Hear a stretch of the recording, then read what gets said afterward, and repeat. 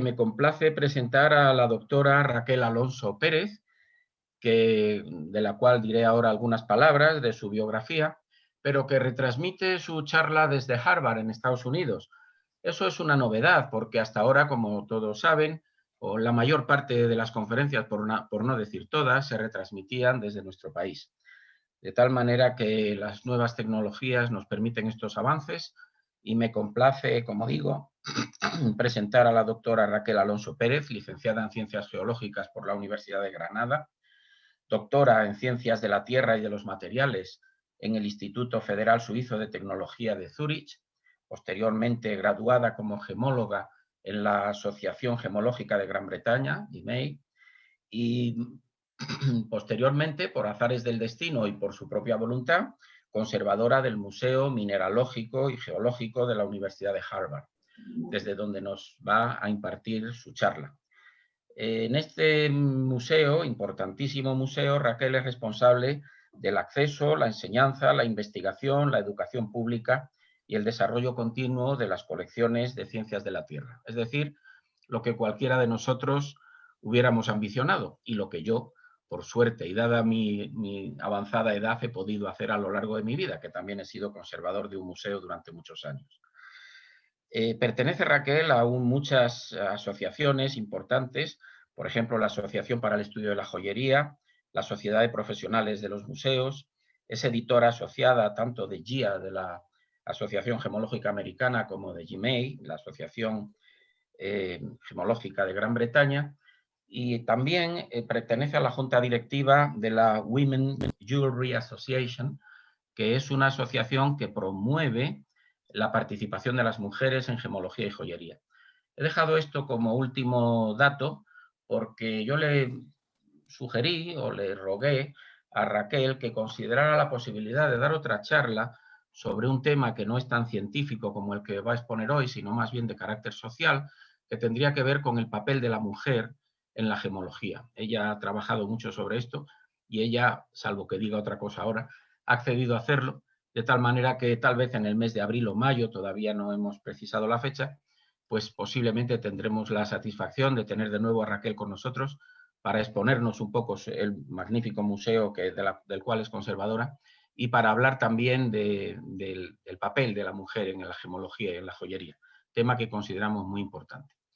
De manera que, sin más, el tema de la conferencia de hoy es un importantísimo tema que desde el punto de vista científico, que se refiere a la aplicación de las tierras raras y en general de los elementos traza para el conocimiento, la determinación del origen de las esmeraldas, tema que, como yo comentaba el otro día, está absolutamente de moda y es absolutamente importante, no solo desde un punto de vista científico, sino desde un punto de vista comercial, y por lo tanto yo creo que para el Instituto es una satisfacción y un honor el contar con una personalidad tan importante como Raquel para que nos ilustre sobre este tema.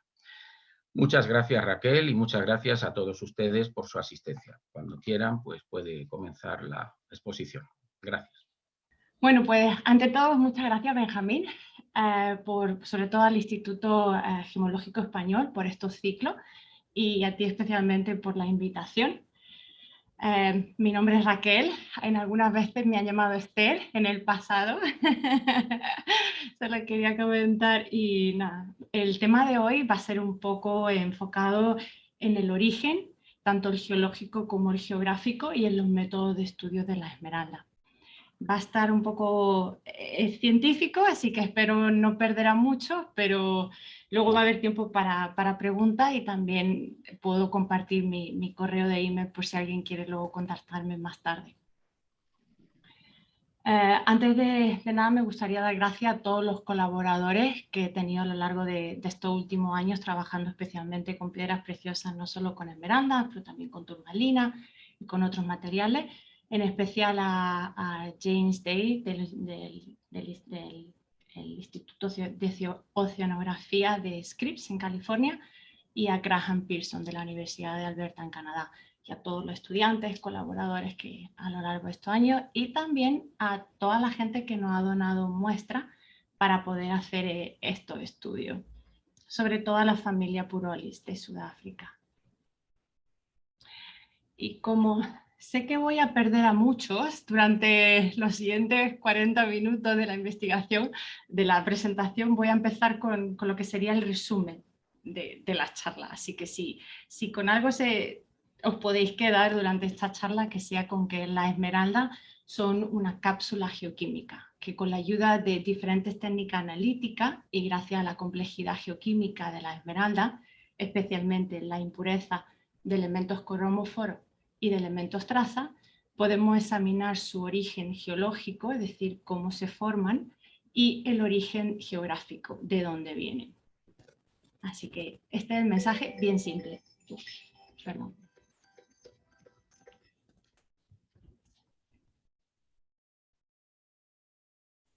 Porque es importante saber el origen geológico, no solo porque como investigadores es lo que dedicamos nuestras carreras, sino también porque en la parte de la aplicación hay un impacto de medioambiental. Entonces, si nosotros, sabiendo cómo se forman las esmeraldas, podemos ser mucho más eficaces a la hora de extraer el material y hacerlo una minería mucho más sostenible. En este caso, por ejemplo, tenemos una foto de la mina de esmeralda de Kafubu en Zambia, y no sería lo mismo si no supiéramos cómo se forman.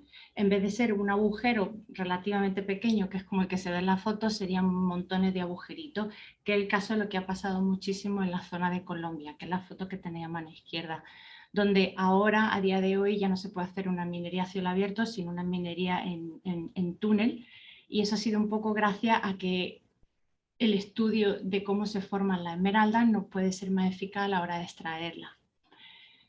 En cuanto al origen geográfico, uno de los aspectos más importantes, y es porque el abastecimiento de piedras preciosas tiene un impacto significativo en la economía, el desarrollo, la gestión de conflictos, incluso la paz en muchos de los países de origen.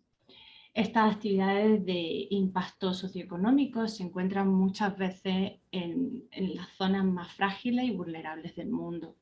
Por ejemplo, en los años 80, en Colombia se vieron una de las peores guerras cuando las mafias de Esmeralda luchaban contra los carteles de la droga para mantenerlos fuera del negocio de la esmeralda.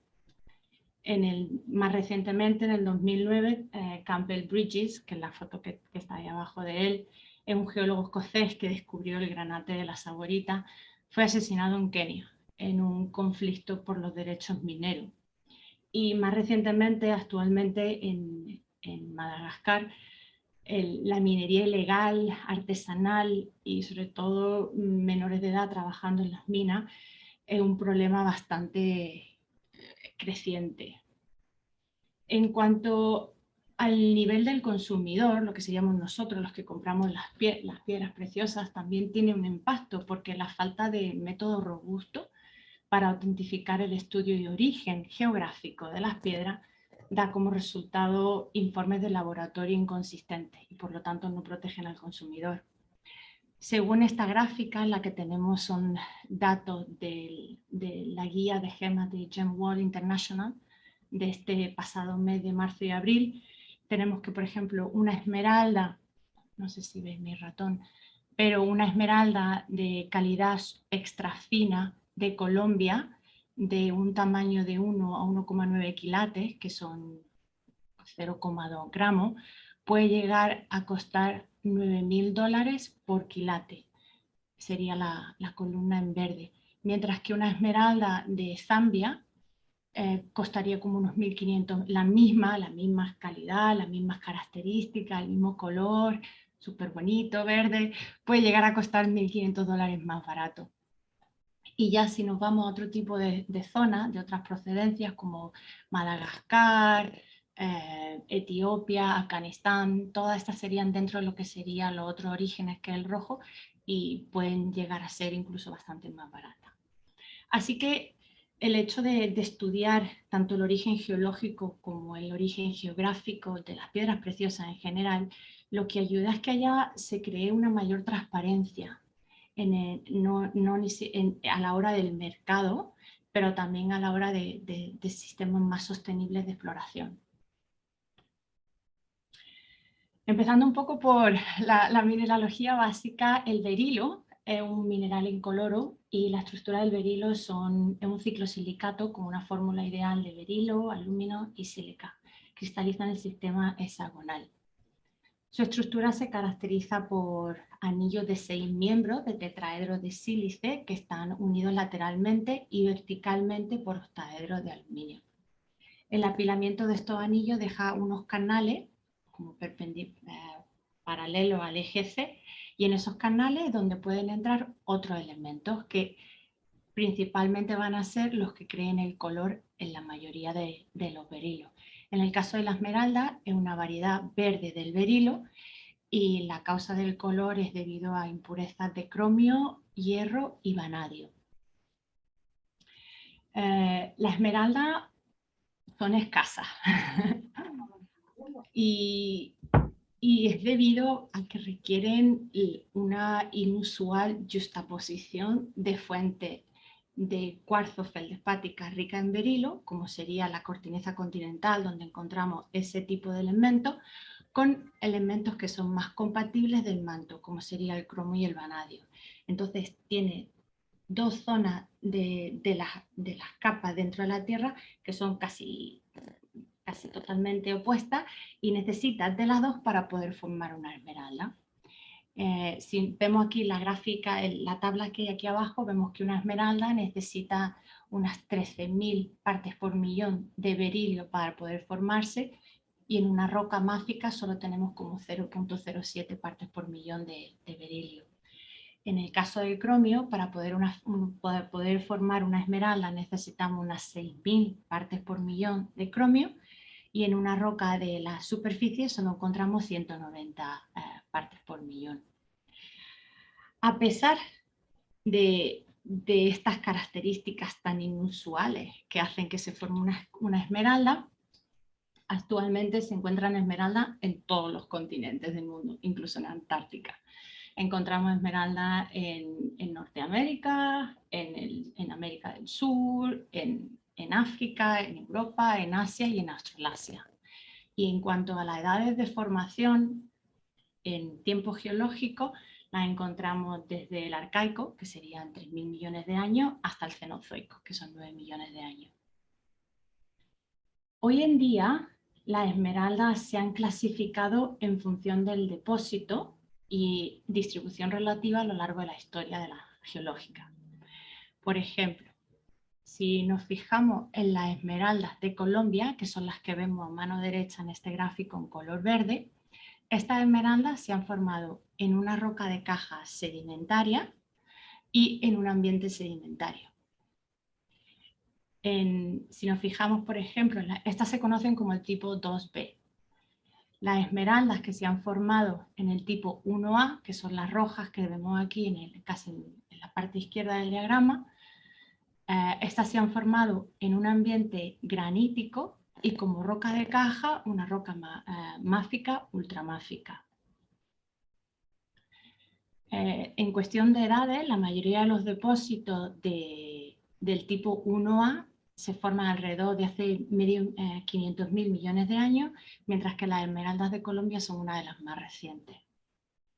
Ahora, si vemos esta clasificación de las esmeraldas bastante compleja, en el mapa que enseñé antes de la distribución en los depósitos, es fácil identificar dos tipos de depósitos predominantes. Tenemos la gran mayoría de las esmeraldas, el 80%, está relacionado con fluidos o fundidos graníticos que han interactuado con rocas de caja máfica o ultramáfica. Y estas son todas las del tipo 1A, todas las que vemos en rojo. Mientras que estas están relacionadas con orogenias mayores. Y volveré un poco más tarde a esta figura la vais a ver bastante durante esta charla, es bastante importante. Y luego en menor cantidad son las esmeraldas relacionadas con ambientes sedimentarios, que son las tipo 2B.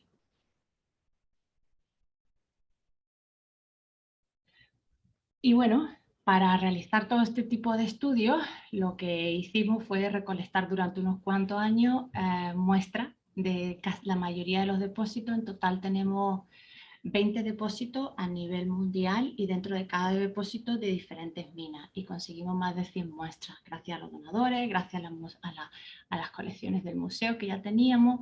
Entonces esta colección ha crecido bastante este último año, muy interesante. Esas son simplemente algunas de las muestras. Hemos utilizado cristales, también hemos utilizado piedras talladas, analizamos muestras sintéticas, otros berilos, como el berilo rojo de Utah, la acuamarina, el heliodoro, y también las rocas de caja, porque es muy importante como geología para saber en qué contexto se forman las esmeraldas. Como rocas de caja analizamos la mayoría de Madagascar. Tuvimos varias campañas de trabajo de campo en Madagascar. Y hay dos zonas principalmente de producción de esmeralda. Está la zona de Yanapera al sur y Gilles Mine, que esta lleva como unos 35 años siendo activa. Últimamente lleva varios años que no se está produciendo. En cuanto al tipo de rocas que se observan en estas minas, donde se forman las esmeraldas, lo que se observa es las esmeraldas se forman principalmente en lo que se considera como un black wall, que es como un muro negro, que es el resultado de un metasomatismo entre un cuerpo ultramáfico y otro cuerpo de roca máfica para producir una secuencia de zonas minerales. Entonces, por ejemplo, en esta foto que vemos aquí abajo, vemos que están las esmeraldas, que serían estas pintitas verdes que se ven, y están como en un sigmoide de cuarzo. Entonces se ve que ha habido mucha deformación en este tipo de roca. Esta roca sería una capa rica en flogopita y en actinolita.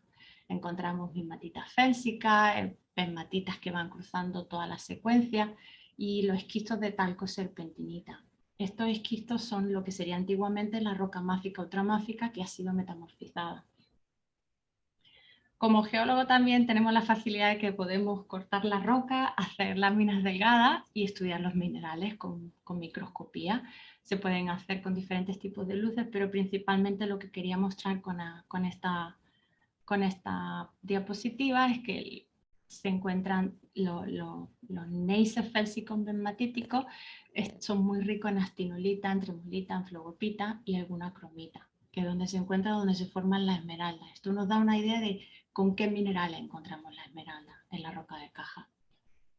Y si miramos las rocas máficas, ultramáficas, que originalmente sería como el protolito en el que se forma también la esmeralda, o el que estaba inicialmente, se encuentra un esquisto de talco serpentinita.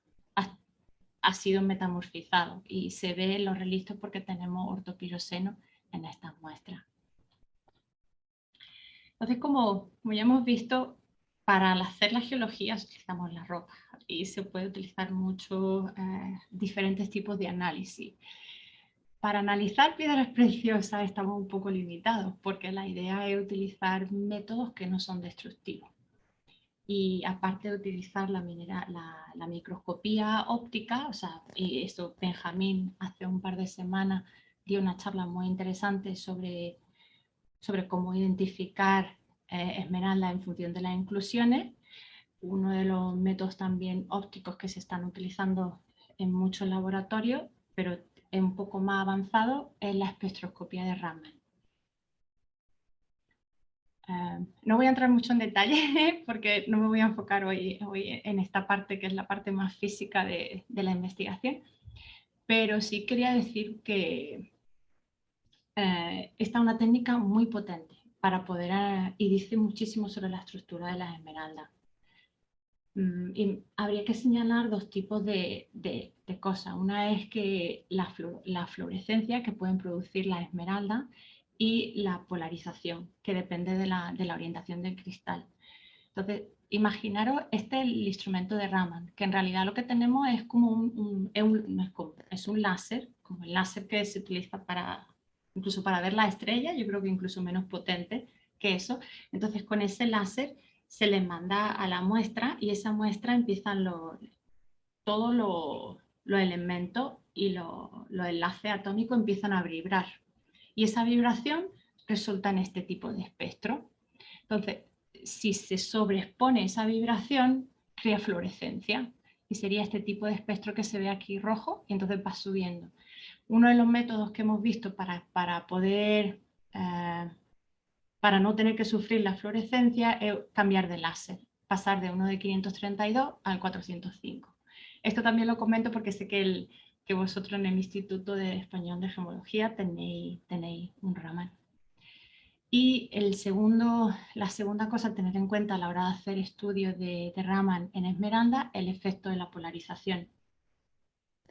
Como sabéis, la esmeralda cristaliza en el sistema hexagonal, entonces dependiendo de cómo oriente el cristal, así van a ser las diferentes distancias entre los enlaces de los diferentes átomos. Entonces no es lo mismo que tengamos la esmeralda paralela al láser que la tengamos perpendicular al láser. Entonces es muy difícil orientar una piedra preciosa, pero si se puede, eso ayudaría a que la medición sea más exacta.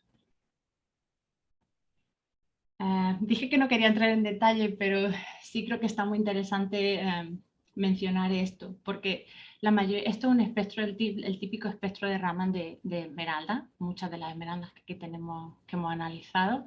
La mayoría de los estudios antiguamente se enfocaban en medir desde el 50 hasta el 2000 el Raman Shift en esa zona.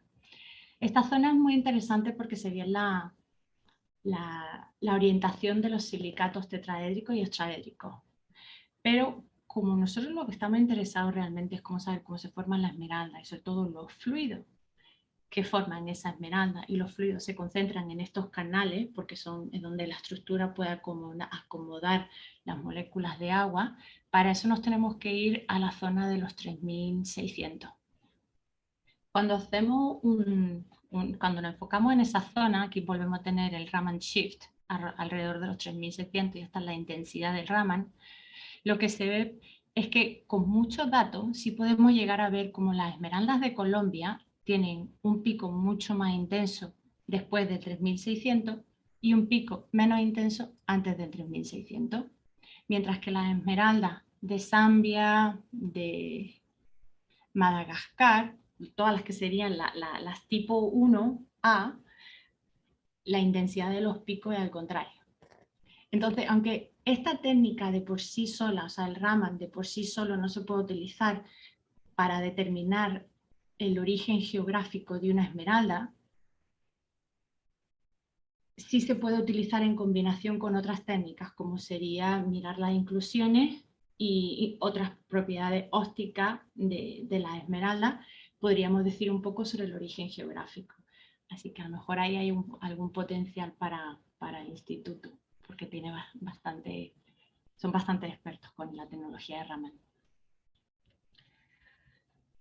Esto es lo máximo que podemos utilizar de métodos que sean no destructivos. Hay otro método, que es uno de mis favoritos, pero en este sí necesitamos un poco de muestras. En este lo que necesitamos es una cantidad limitada de muestras y se crea un daño mínimo.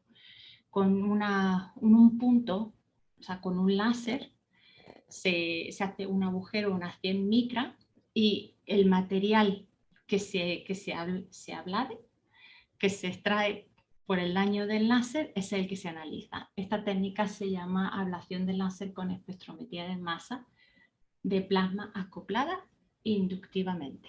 Aquí entre la jerga, entre los geólogos geoquímicos, el láser ICP-MS. Esta técnica es increíble también porque permite resolver señales a tiempo real. Significa que a la vez que estás midiendo, estás sabiendo cuál es la composición química de tu esmeralda. También te puedes saber si está atravesando alguna inclusión durante el análisis. Puedes detectar variaciones en la composición cristalina y también crear correcciones precisas del background, de lo que sería la base.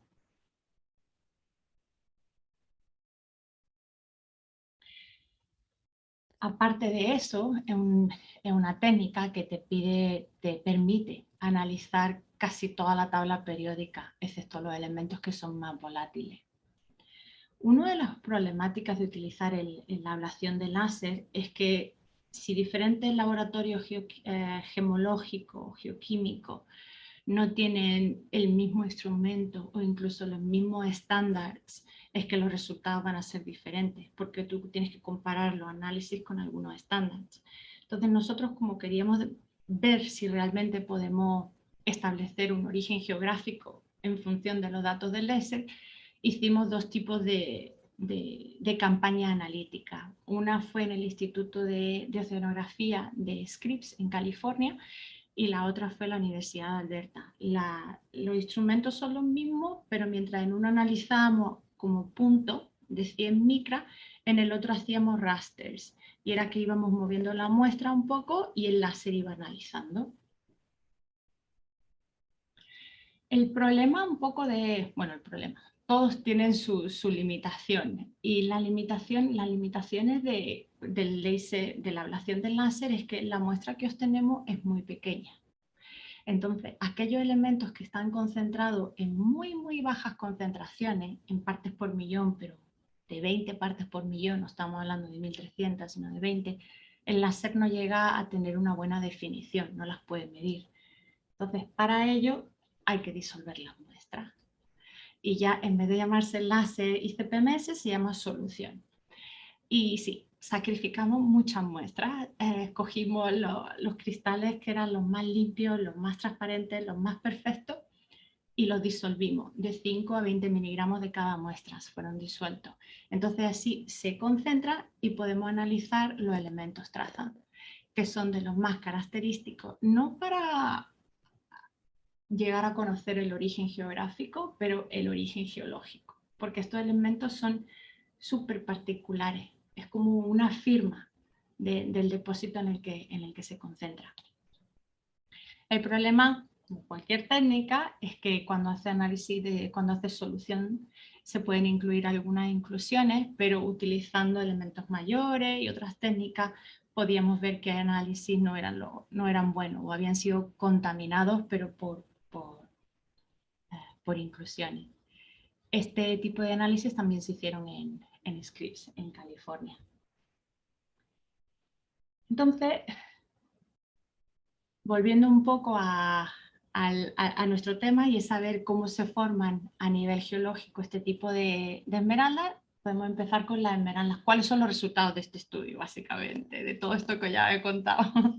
Y empezamos con las esmeraldas sedimentarias. Como veis en este mapa, están distribuidas por todo el mundo, pero el arquetipo o las más importantes son las esmeraldas de Colombia. Estas esmeraldas, a diferencia de los otros depósitos, sí se saben cómo se forman ya desde los 90. En los 90 hay un estudio súper bonito por Terry Ottawa en la que se sabe que se forman en rocas sedimentarias en reacción con materia orgánica y con fluidos que están en unos 300-350 grados. Eso simplemente para enseñar un poco cómo la minería en Colombia, a pesar de que llevan 500 años extrayendo esmeraldas, sigue siendo muy artesanal. Y uno de los trucos que me contaba aquí el esmeraldero que lleva el poncho este blanco era que la esmeralda hay que verla a la luz del día en un fondo blanco y a veces te dejan el poncho para verla y luego hay que volver a verla también por la tarde. Solo así sabes si tiene todas las características de una esmeralda de alta calidad para poder comprarla. Y bueno, volviendo al tema de esta esmeralda, se sabe que hay dos cinturones principalmente en Colombia. Está el cinturón occidental, que es la zona de Coscué, donde está la mina de la Muso, La Pita, Peña Blanca, y el depósito oriental.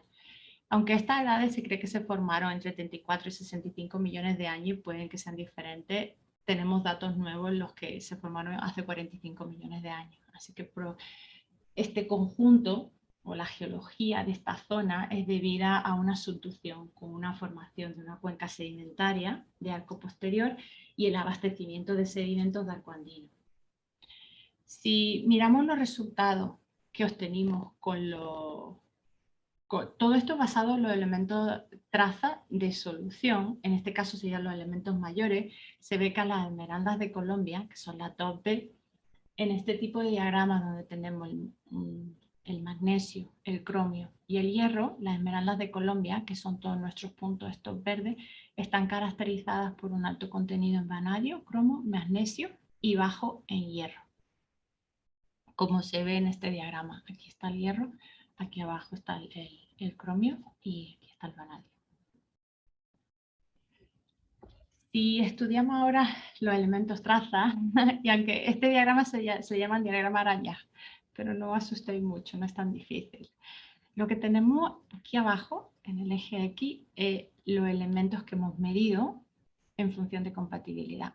Y aquí, en el eje Y, lo que tenemos es las esmeraldas normalizadas con la corteza continental, lo que significa que todos aquellos elementos que estén en concentraciones mayor de 1 son compatibles en las esmeraldas, los vamos a encontrar. Entonces se ve que en las esmeraldas de Colombia hay un enriquecimiento en el cesio, en el licio, en el potasio y en el plomo. Y estos elementos están asociados con fluidos. Por lo general, son elementos móviles. La parte más interesante para nosotros, como ya decíamos, son las tierras raras, y son las de estas zonas, las del final del diagrama. Y se ve que son bastante planas, o sea, son como paralelos, ahí no hay ningún... por lo general, la media es plana. Y si miramos los diferentes, las esmeraldas de Colombia comparadas con las de Chivor, se ve que los patrones son muy similares para cualquiera de las dos zonas. Entonces, haciendo un poco más un enfoque, se ve que este tipo de esmeraldas, las esmeraldas de Colombia, la formación de las esmeraldas de Colombia es consistente con un esquisto negro concurrente con la reducción de sulfatos por materia orgánica, produciendo pirita, carbonato y betún. Y en realidad lo que significa es que nuestros datos, que se ve que son planos y están muy parecidos a lo que sería la corteza continental, se han formado en un sistema sedimentario. Así que nuestros datos verifican un poco el modelo de formación que ya se sabía en los 90. Ahora, si miramos, si comparamos los de origen sedimentario con el 80% de los otros depósitos, que son los de ígneo metamórfico, máfico, ultramáfico, todos los puntos rojos, para esta esmeralda, este tipo de depósitos, no hay modelos de formación. Sabemos las rocas, pero no sabemos cómo se forman. Y en los datos que voy a presentar en las siguientes un par de diapositivas van a estar enfocados en los depósitos de Madagascar, Zambia y Sudáfrica, donde aparte últimamente se extraen la mayoría de las esmeraldas. En comparación con lo que también sabemos de este tipo de esmeralda, las del tipo 1A, es que muchos de los depósitos se encuentran en el cinturón, se formaron en el cinturón neoproterozoico de Mozambique, que es la parte del orógeno panafricano y durante la construcción de Gondwana, alrededor de los 500 millones de años.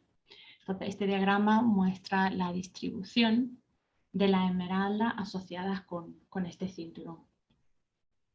Y para que os hagáis una idea de cómo se ven en el campo, esta es la beta, donde se encuentra la mayoría de las esmeraldas en la zona de Madagascar, en la mina de Giens.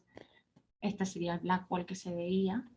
Esta es una vista espectacular de la zona de Madagascar. Y a la derecha tenéis la esmeralda en Sudáfrica, donde también se forman relacionadas. Aquí tenemos un poco de Blackwall en la parte de arriba y se ven bastantes más pegmatitas. Las esmeraldas de Sudáfrica son de las más antiguas del mundo. Tienen una edad de unos 3.000 millones de años. Y eso tiene bastante importancia a nivel geológico, de que a esa edad ya se estuvieran formando esmeraldas porque necesitábamos agua, lo que significa que teníamos agua en la Tierra hace 3.000 millones de años. Pero bueno, perdón, volviendo a la geoquímica de las esmeraldas y de los elementos mayores de este tipo, del tipo A, y en un diagrama donde tenemos el magnesio, el cromio y el hierro, la mayoría de las esmeraldas de este tipo A, que son todas las de los puntos rojos, se ve que son bajo contenido en vanadio y bastante contenido en hierro. una alta concentración de hierro. Si miramos ahora el mismo tipo de diagrama araña para los elementos traza y los ploteamos igual en el eje X los elementos traza y normalizado en el eje Y con la corteza continental, vemos que este tipo de esmeralda también tiene un enriquecimiento bastante mayor que las de Colombia, pero están enriquecidas en licio, en el cesio, el potasio y también en plomo. Son bastante similares. Lo que es muy característico y bastante diferente es que las tierras raras, que son las que se ven aquí al final del diagrama, si os dais cuenta, tienen una forma cóncava.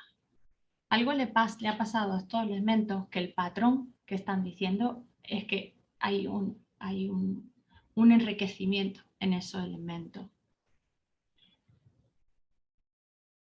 Y ese enriquecimiento puede ser debido a las rocas de caja. Aquí es donde viene la pregunta, ¿por qué tenemos un patrón diferente? Puede ser eso, esas tierras raras existen también en las pegmatitas y en las rocas locales. Y para ello hicimos lo mismo, medir los elementos traza en función de la esmeralda normalizada a las diferentes rocas caja, y lo que se ve es que este tipo de firma de la esmeralda cóncava hacia arriba es bastante inusual y tiene que provenir de algo diferente, porque no viene de la roca caja, porque está también presente. Y eso van a ser los fluidos que entregan el berilo para permitir la formación de las esmeraldas. Para resumir un poco y haciendo un enfoque más específico, vemos que mientras que las esmeraldas de Colombia tienen un patrón bastante plano o totalmente paralelo con los elementos traza, todas las otras esmeraldas de los diferentes depósitos del tipo 1A, independientemente de la edad, 500 millones de años, 3.000 millones de años, tienen ese tipo de patrón hacia arriba. Y hoy, ¿qué viene de los fluidos? ¿Cuáles eran los fluidos que estaban formándose? Que no los capturábamos, excepto por los elementos raros. Entonces, volviendo a a mi mapa favorito de la Tierra, y centrándonos en los depósitos de esmeraldas del tipo 1A, podemos ver que todos ellos están relacionados con los principales orógenos, como se mencionó anteriormente. Durante la orogénesis, la fusión da lugar a roca granítica, y sabemos que la mayoría del tipo 1A están asociados con pegmatitas o fundidos de granito. Entonces, ¿qué tipo de fundido podríamos esperar? Esa sería la siguiente pregunta, ¿no? Y si miramos todas las orogenias, hay dos principales. Uno sería un granito de tipo A, que se produce en una zona de subducción de margen continental donde hay fusión de rocas ígneas corticales profundas, y un granito de tipo S, donde hay metasedimentos de fusión metamórfica regional.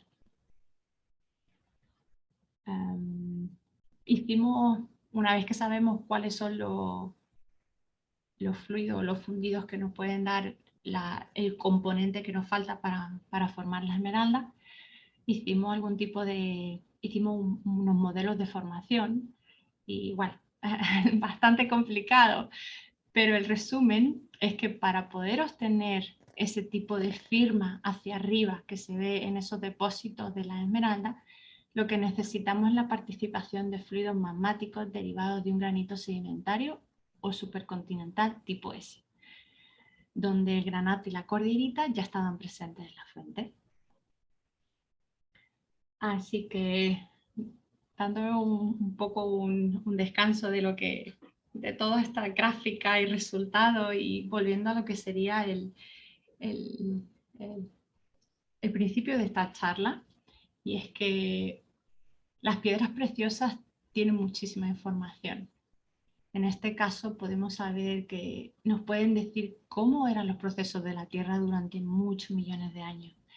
Y la esmeralda, no solo las esmeraldas están ligadas con estos eventos orogénicos, pero también se ha visto que si miramos la distribución de rubí, la distribución de zafiro, estos también están relacionados con eventos tectónicos de colisión. Lo que hace a las esmeraldas particularmente importantes es que, analizando su química, no han dado ese resultado. Mientras que en el caso de los rubí y los zafiros, lo que se hace es que se estudia todo el contexto y sobre todo la situación, la localización en los orógenos.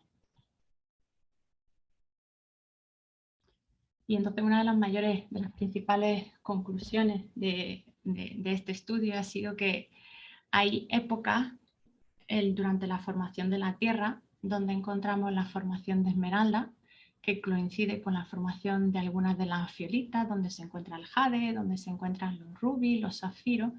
Hay épocas donde no se encuentra nada, solo se encuentran diamantes, y luego hay una gran proliferación de formación de esmeralda a partir de hace 500.000 millones de años, que también coincide con Gondwana y con otra formación de piedras preciosas. Así que por aquí va la primera parte del origen geológico de la formación de la esmeralda. Y ahora me voy a enfocar un poco en el origen geográfico. Esta parte es más cortita. Para el origen geográfico, como ya dije, no hace falta analizar, disolver las muestras. Con los elementos con los análisis de ablación de láser podemos llegar a tener algunas conclusiones. Lo que sí hace falta es muchísimos datos. Y para ello sí hay que recolectar no solo nuestras muestras, sino externas. Entonces, en este tipo de análisis de ploteo de caja, nos ayuda a visualizar cuáles son los elementos más relevantes para poder distinguir entre depósitos. Entonces tenemos información detallada de los diferentes depósitos aquí arriba, en la parte del eje X, la parte de arriba, y aquí en una escala logarítmica la concentración de ese elemento. Entonces, por ejemplo, este es el elemento del cesio. Si nos fijamos en las esmeraldas de Colombia, que son las verdes, encontramos que las que son de Colombia o de Muz o de Chivor se pueden diferenciar con respecto a las de Muz. Entonces, esto ya nos está dando alguna indicación de qué elementos pueden servirnos para distinguir un depósito de otro. En comparación, si miramos la concentración del licio en alguna de estas esmeraldas, en todas estas, tenemos el licio en concentración en el eje Y, y aquí volvemos a tener todos los depósitos en el eje X. Madagascar la encontramos que son las rojas y vemos que dentro del depósito, dentro de la zona de Mananjari, las que solo dice Mananjari coincide con las que se forman con Nirondro, y luego un depósito que hay como 25 kilómetros más hacia arriba, no un depósito, una mina que está 25 kilómetros más hacia arriba, que es Ancadilamena, tiene una concentración un poco más alta de licio. Entonces, este tipo de análisis químico de alta precisión, con conjuntos de datos robustos, sobre todo del láser de ablación, que se hayan publicado anteriormente y con métodos estadísticos multivariantes, podemos predecir o se puede intentar predecir la procedencia geográfica y desarrollar modelos predictivos. A ver, esta diapositiva se la dedico a mi madre, que ha sufrido conmigo todo el proceso del estudio estadístico y multivariante. Son bastante complicados, pero muy interesantes. Simplemente es rápido. Estos métodos son los métodos de aprendizaje automático clásicos. Se pueden distinguir en los supervisados. Entonces podemos predecir una categoría, crear una clasificación donde dividimos las esmeraldas por país, mina o tipo de depósito. También se puede predecir a partir de un número y se hace un modelo de regresión. Aquí dividiríamos las esmeraldas por relación entre una característica categórica, por país o tipo de depósito, y una característica numérica, por ejemplo, las concentraciones de elementos. Luego se pueden utilizar métodos no supervisados, perdón por el error ahí tipográfico. En este caso los datos no están etiquetados y se pueden dividir por similitud se pueden dividir o agrupar por similitud. Vienen como 3 o 4 diapositivas y la idea es intentar definir cuáles son los métodos más apropiados para determinar el origen geográfico. En total hemos utilizado como 800 análisis y más de 32 depósitos individuales. Este tipo de aprendizaje automático clásico, el no supervisado, es un algoritmo de agrupación. Y en este caso lo que se pueden hacer es diferenciar mediante la sedimentaria. Este tipo de algoritmo ha sido funciona para distinguir dos grupos, el magmático versus sedimentario. Y ayuda a visualizar cuáles pueden ser los algoritmos posteriormente que podemos utilizar. Dentro del aprendizaje automático clásico, también no supervisado, está el análisis de componentes principales, el PCA. En este caso lo que hacemos es agrupamos las concentraciones de elementos reduciendo la dimensionalidad de los conjuntos de datos. Entonces, en vez de tener que utilizar los 39 elementos que analizamos, vemos si, por ejemplo, el cromio y el vanadio son muy parecidos y pueden crear, en vez de crear un punto, lo que tenemos es un vector. Y si el cesio es correlativo con el licio, creamos otro vector. En este caso nos permite ver los errores, pero en caso donde tenemos esmeraldas de todas las localidades, sí nos ayuda. Entonces se ve que de los 39 elementos, con 8 elementos podemos llegar a distinguir las esmeraldas de China, que son las que son marrones aquí, cuadritos, que últimamente se ha visto que tienen las mismas inclusiones que las esmeraldas de Colombia, con respecto a las esmeraldas de Colombia.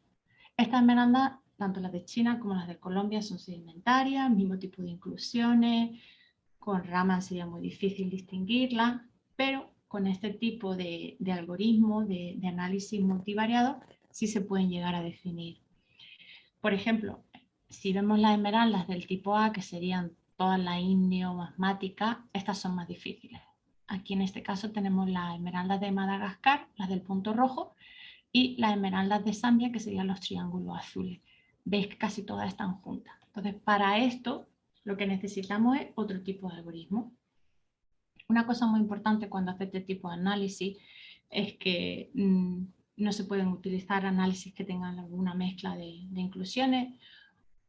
Tiene que haber más de 3 análisis por muestra para que sea estadística y no pueden tener un límite de detección bajo o que falte, por ejemplo, el licio. Entonces ya eso te crea bastantes complicaciones con los métodos. El tema de regresión se utiliza bastante y en este caso divide las esmeraldas por relación con una característica categórica y numérica. Y utilizando este método y volviendo al tema de las esmeraldas que son muy parecidas de origen sedimentario, como sería la de China y la de Colombia, vemos que el algoritmo es capaz de predecir 95 de Colombia y una errónea, que la pone como China, en realidad es Colombia. Y al contrario, 92 son China y, o sea, deberían ser 40 y 44 y el algoritmo considera que solo 42 son de China. Entonces el error es bastante pequeñito, pero para eso necesitamos muchos datos. Pero un método bastante interesante de regresión, uno de los más, a mí el que más me gusta. Porque con todos estos modelos, depende de los parámetros, puedes llegar casi a modelar todo. Entonces hay un balance entre qué parámetro utilizas para no decirle al modelo que haga lo que tú quieras. Y por último, sería el análisis discriminante del mínimo cuadrado parcial, el PLSDA. Y este es muy interesante porque con este puedes llegar incluso a diferenciar muestras dentro del mismo depósito. En este caso tenemos las muestras de Madagascar, unas las del Mananjari, que están en estas zonas como de color carne, se recogieron hace 35 años y las nuevas de hace un par de años son las de color rosa más claro, que son de Irondro. Entonces ves que casi todas están dentro de este conjunto, mientras que la de Ancadilamena, que es el depósito que comentaba, que está como 25 kilómetros, la mina que está a 25 kilómetros de esta zona, se distingue fácilmente. Así que con este tipo de regresiones podemos llegar a medir con este tipo de metodología, sobre todo con análisis químico de alta precisión, conjunto de datos robusto, una selección adecuada de algoritmos de aprendizaje, podemos llegar a discriminar esmeraldas de diferentes tipos geológicos, sedimentarias versus ígneas, incluso esmeraldas dentro de diferentes yacimientos, e incluso llegar hasta el nivel de la mina. con la utilización de 8 elementos. Y volviendo a mi diapositiva original, si alguno se me perdió, durante esta charla, sí quería acabar diciendo que la esmeralda es una cápsula geoquímica, que con la ayuda de las diferentes técnicas analíticas y gracias a la complejidad geoquímica, especialmente de impureza y de elementos cromóforos y elementos traza, podemos saber no solo su origen geológico, sino también su origen geográfico. Y nada, muchísimas gracias por su atención. Bueno, Raquel, muchísimas gracias. La conferencia ha sido, a mi juicio, de una gran altura científica. A mí me ha gustado mucho porque al fin llevo toda la vida dedicado a la investigación de yacimientos y, bueno, pues me parece una investigación fantástica. Quiero indicar, sin embargo, que desde un punto de vista puramente gemológico, como yo trataba de indicar el otro día, pues este tipo de estudios no está al alcance de los laboratorios gemológicos, digamos, al uso o tradicionales, como puede ser el nuestro, al menos en España. Tal vez en Estados Unidos, donde hay muchos más medios, haya otros laboratorios que hagan unos estudios tan profundos.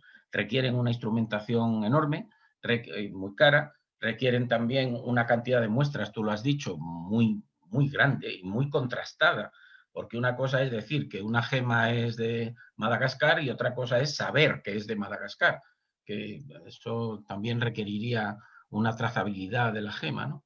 Y requiere, por último, pues una vida entera o muchos años dedicados a investigar. Es decir, valoro muchísimo, creo que es importantísimo, como tú has dicho, que las gemas profundicemos en su estudio geológico, en su conocimiento, en todos los métodos que tengamos, que son todos además complementarios, para saber cuál es el origen geológico y geográfico de una gema.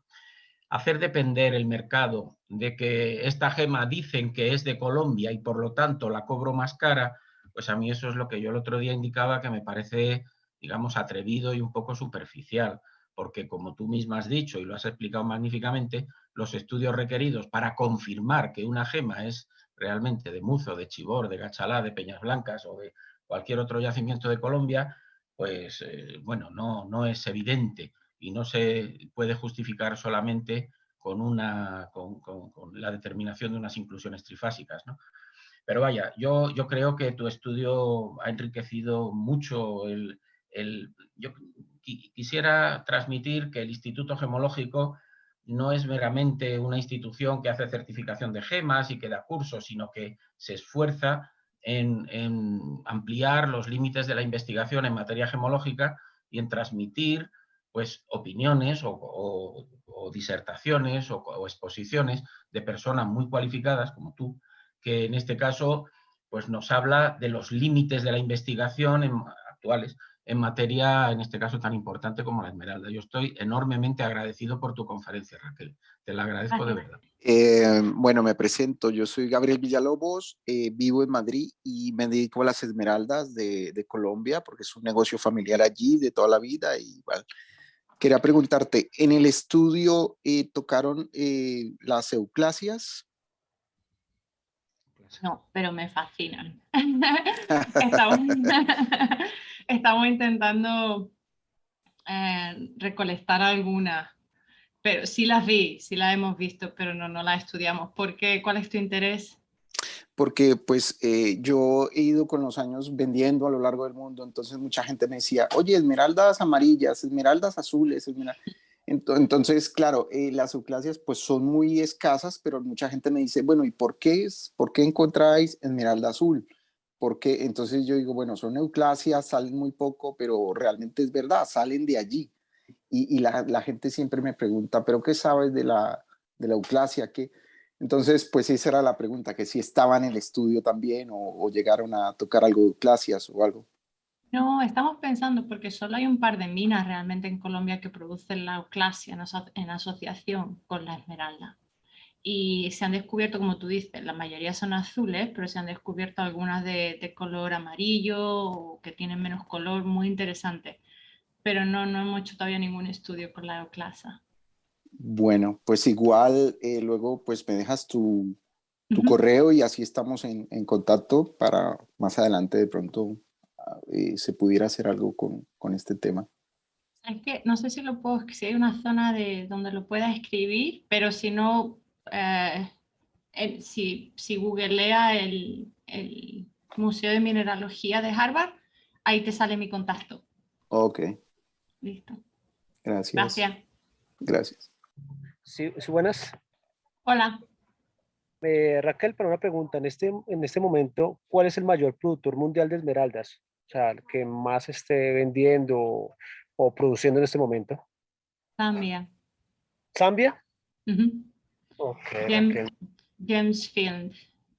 Esta compañía es la única realmente que ha querido promover el sector de la esmeralda al nivel del diamante casi, no solo porque en Colombia hay muchísima minería artesanal, en Madagascar también, la de Nueva de Etiopía se intentó, pero sigue siendo muy artesanal, así que Zambia con James Fields es el principal productor a día de hoy.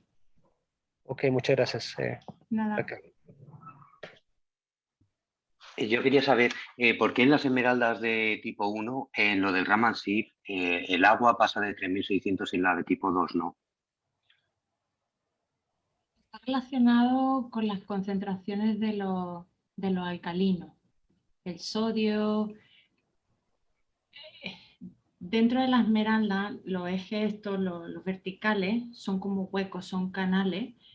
Y Nassau en los 80 describió dos tipos de canales dentro de la estructura.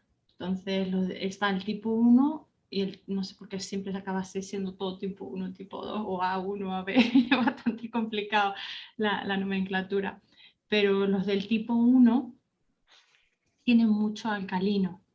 Entonces eso hace que el pico del Raman donde se concentran los alcalinos sean bastante más altos. Sin embargo, las esmeraldas de Colombia y las de China no tienen álcalis.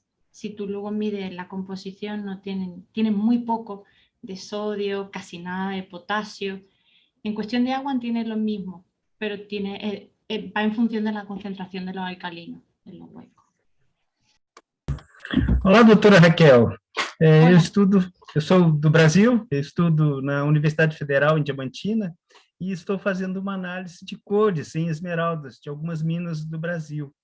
E eu gostaria de sua sugestão de como que eu faço para poder, quais os equipamentos, quais as técnicas que eu poderia utilizar para fazer um mapa tridimensional dessas colorações, como foi falado aí, né, que vai do amarelo até o azul. Tá? Então, assim, tem várias tonalidades e a quantidade de elementos cromóforos que existiriam nessas esmeraldas para se poder fazer esse mapa tridimensional. Qual que é a sua sugestão? Es bastante difícil saber dónde para... A ver, a ver si entendí la pregunta. ¿Cómo podríamos hacer un mapa dimensional o tridimensional de la distribución de los elementos cromóforos en los berilos? No solo en las esmeraldas, pero también en otros, en la acuamarina o en los heliodoros. Eso es muy difícil, porque tenemos que saber exactamente en qué posición dentro de la estructura está el cromio, el vanadio y el hierro, y no solo la posición en cuestión de la estructura, sino también el estado de oxidación del elemento. Por ejemplo, el hierro sabemos que puede estar en hierro 2 y hierro 3, y eso te puede dar una tonalidad más azul o más verde, pero también va a influir con el vanadio. El vanadio y el cromio también pueden cambiar el estado de oxidación del 3 o el 4.